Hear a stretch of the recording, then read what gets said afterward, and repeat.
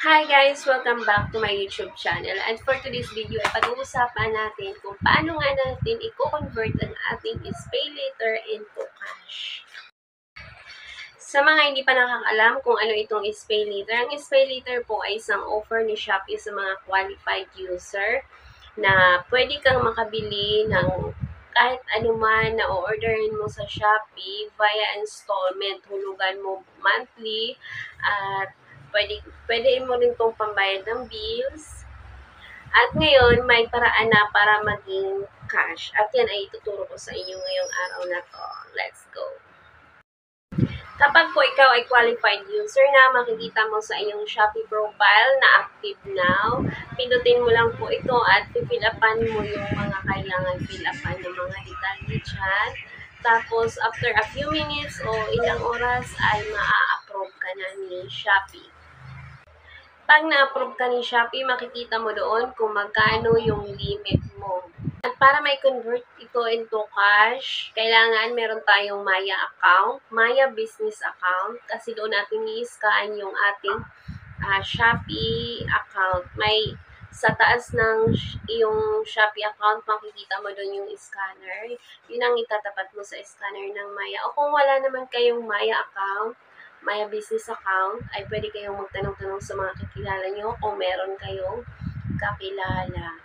Pinutin nyo lang po yung scanner na nasa taas. Yan.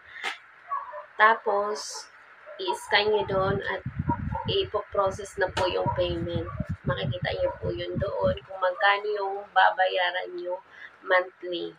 Pero paalala naman po, ito ay minsan hindi gumagana sa ibang SPayLater. Merong iba gumagana, merong po hindi. At kung bakit hindi siya gumagana, yun ay hindi ko alam kung bakit. Kung ayaw nyo na rin mahirapan pa, ay dito na papasok ang mga trader. Ang mga trader po ay sila po yung nagko-convert ng mga offer nyo sa GCash or offer sa SPayLater at sa iba pang mga offer sa mga nag-offer na loan app. Dito na sila yung nagko-convert.